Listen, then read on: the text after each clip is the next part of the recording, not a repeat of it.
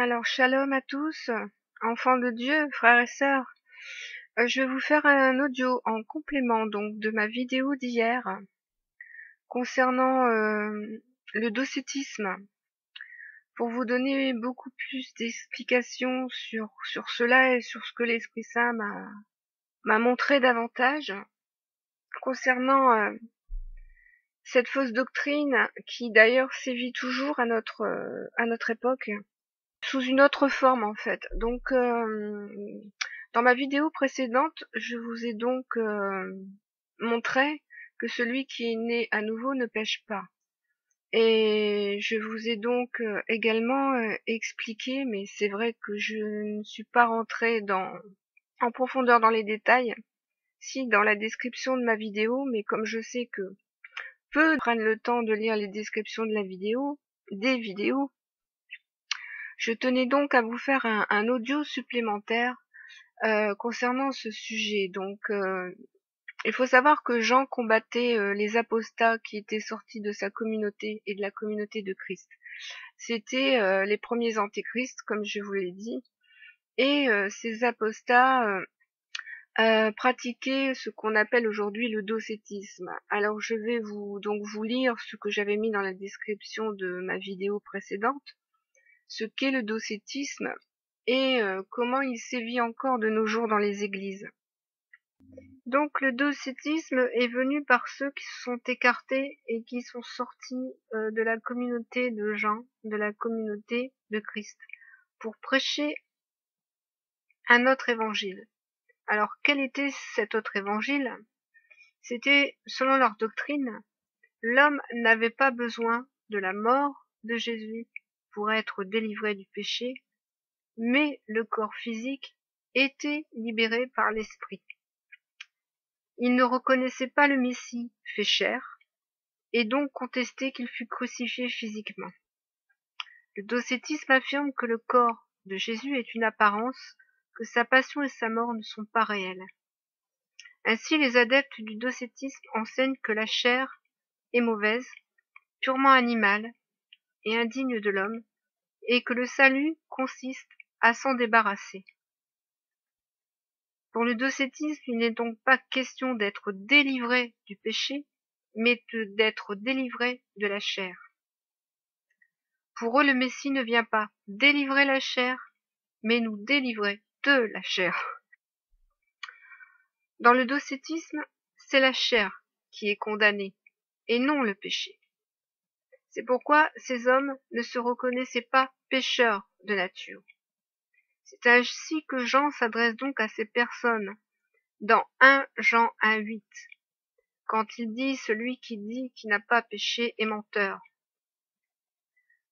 afin de leur rappeler la nécessité de se reconnaître pécheurs et de confesser ses péchés au Messie, mort pour nous, crucifié, qui est le seul à pouvoir délivrer.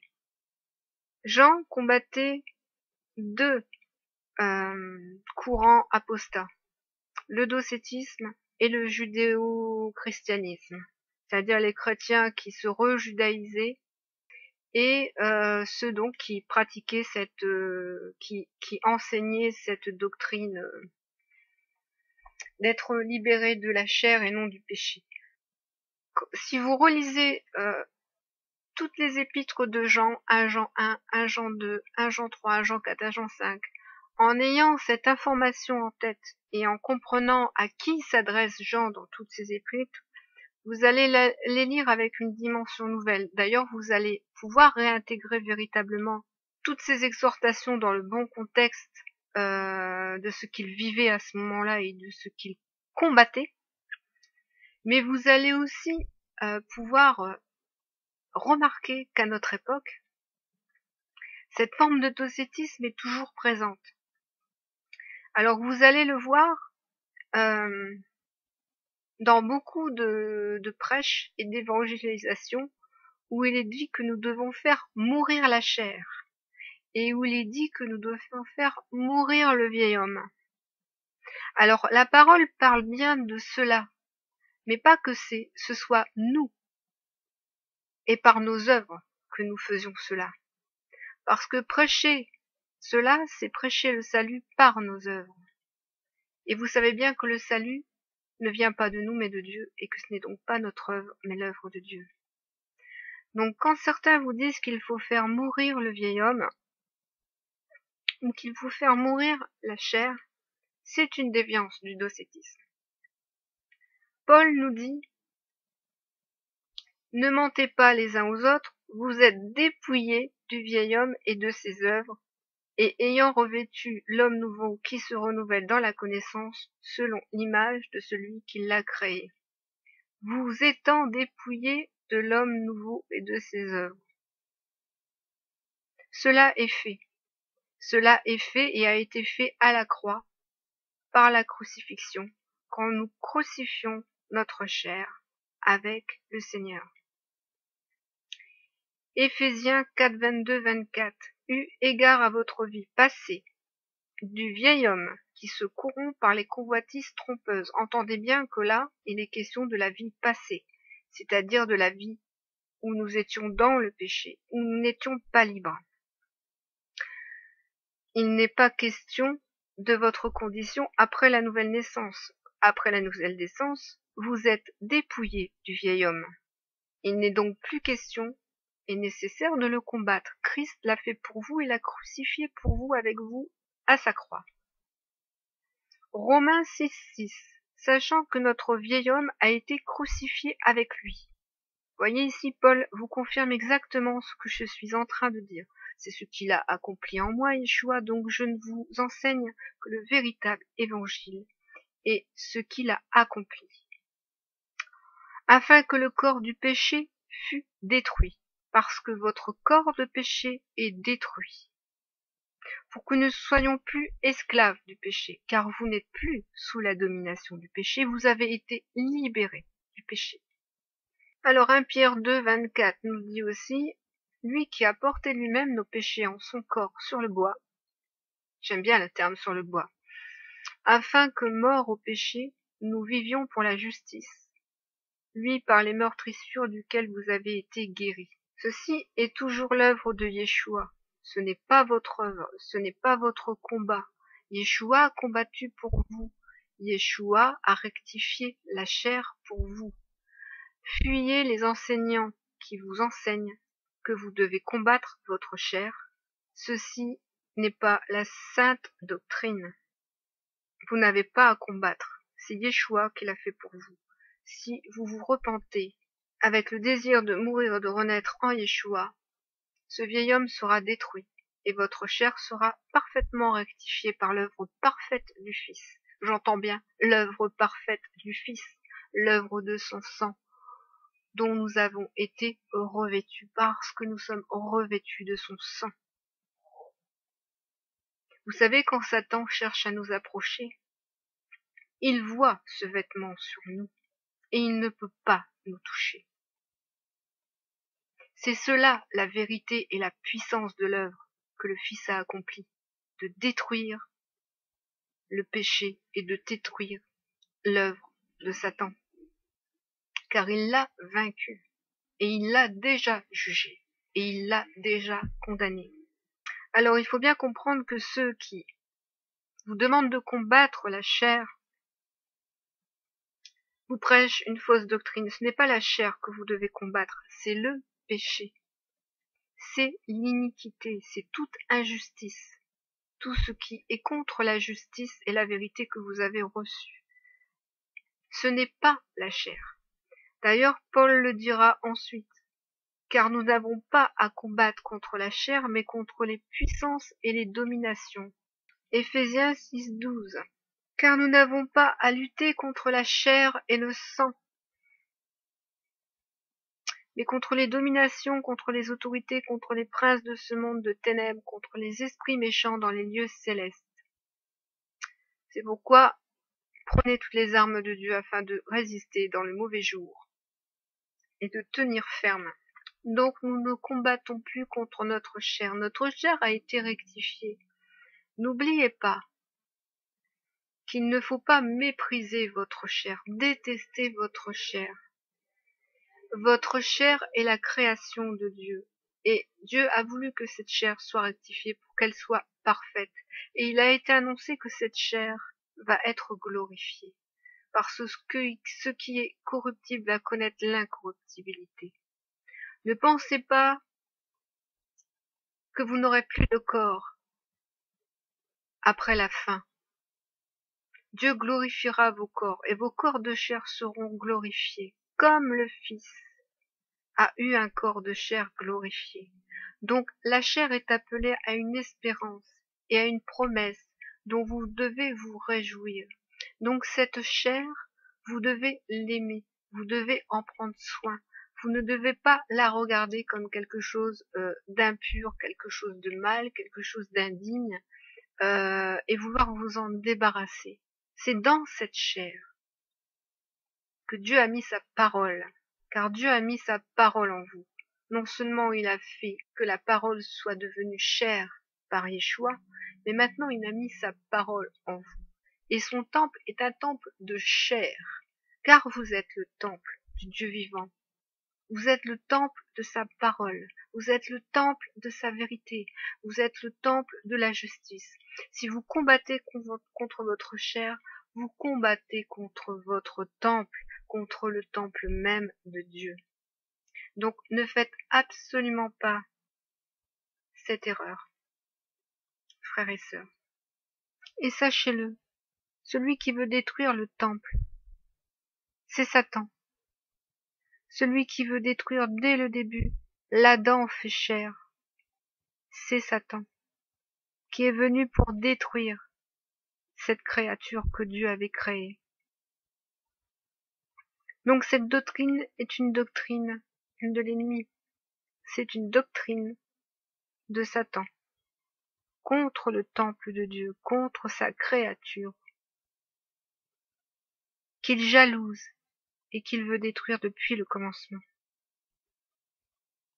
Faites très attention de ne pas mener le mauvais combat, mais le bon combat. Et le bon combat est celui de la foi. C'est le bon combat, celui de la foi. Et les véritables armes sont les armes de l'esprit.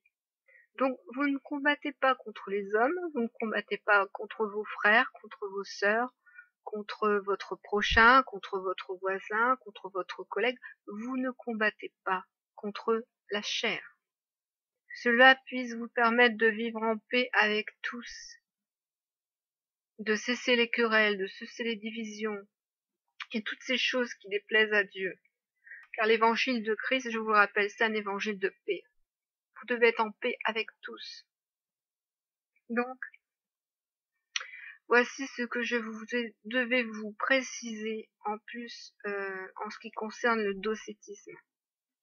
Parce que vraiment, il était nécessaire que je fasse cette petite mise au point avec vous, afin que ne vous laissiez pas séduire par tous ces faux conducteurs, tous ces ouvriers de mort qui vous perdent. Que Yeshua soit glorifié en tous ceux qui sont nés à nouveau. Il vous donne de vous aimer les uns les autres en toute charité, en toute mansuétude, que vous soyez abondamment bénis, et que le Père soit constamment glorifié en vous. Soyez tous bénis. Alors, Shalom, je vais faire ici un ajout à cette vidéo, un ajout pour vous confirmer ce que je vous disais donc dans le début de cette vidéo, que vous n'avez pas à lutter contre votre chair, mais que vous avez à lutter contre le péché, ce qui n'est pas du tout la même chose. Et je vais bien vous... Justement, le Seigneur m'a rappelé à l'esprit sa parole ce matin, pour vous confirmer que le péché ne vient pas de la chair. Il est dans la chair, mais il ne vient pas de la chair. Son origine, c'est qu'il vient du cœur. Alors vous le voyez dans Matthieu 15. Mais ce qui sort de la bouche vient du cœur. C'est ce qui souille l'homme. Car c'est du cœur que viennent les mauvaises pensées, les meurtres, les adultères, les impudicités, les vols, les faux témoignages, les calomnies. Voici de où viennent toutes ces choses. Elles ne viennent donc pas de la chair, mais bien du cœur. Genèse 6:5, l'Éternel vit que la méchanceté des hommes était grande sur la terre, et que toutes les pensées de leur cœur se portaient chaque jour uniquement vers le mal. Proverbe 4:23, garde ton cœur plus que toute autre chose, car de lui viennent les sources de la vie. Proverbe 6:14, la perversité est dans son cœur. Il médite le mal en tout temps, il excite des querelles. Jérémie 17:9, le cœur est tortueux par-dessus tout, et il est méchant. Les désirs viennent du cœur. Eh oui, les désirs, les mauvais désirs, les mauvaises pensées, les mauvais sentiments viennent du cœur. C'est pour ça qu'on dit que Dieu regarde au cœur. Il sonde les cœurs et les reins. Il n'est pas dit qu'il sonde la chair, mais il est bien dit qu'il sonde les cœurs. Après, je sais que certains vont venir me défier ici, ou s'opposer à moi en me disant ah oui, mais Paul a dit en Galates 5, or les œuvres de la chair sont manifestées, ce sont l'impudicité, l'impureté, la dissolution, l'idolâtrie, la magie, l'inimitié, les querelles, les jalousies, les animosités, les disputes, les divisions, les sectes. Les œuvres de la chair sont manifestées. Il parle des œuvres de la chair, pour que lorsque la pensée du cœur est consommée, c'est-à-dire que lorsque le mal a pris racine dans votre cœur, ensuite vient l'œuvre que vous accomplissez par votre chair. Je vous explique bien la différence. Entendez bien, c'est d'abord dans le cœur que le péché prend racine, et ensuite c'est votre chair qui accomplit l'œuvre mauvaise. Mais c'est d'abord dans votre cœur que tout prend naissance. Et il a bien pesé ses mots, Paul. Il a bien pesé ses mots, c'est qu'il avait vraiment l'Esprit Saint. Les œuvres de la chair. Il n'a pas dit, or, c'est dans la chair que sont manifestées la pudicité et la pureté. Or, les œuvres de la chair sont manifestées. Si vous avez une intention dans votre cœur de faire plaisir à quelqu'un, vous allez après œuvrer pour mettre en application et manifester votre désir. Vous allez lui offrir un bouquet de fleurs, vous allez lui dire une parole réconfortante, vous allez lui faire un bisou, vous allez, voilà. Et par contre, si vous nourrissez des mauvaises pensées dans votre cœur envers une personne, vous allez mettre en œuvre des actes pour accomplir vos desseins.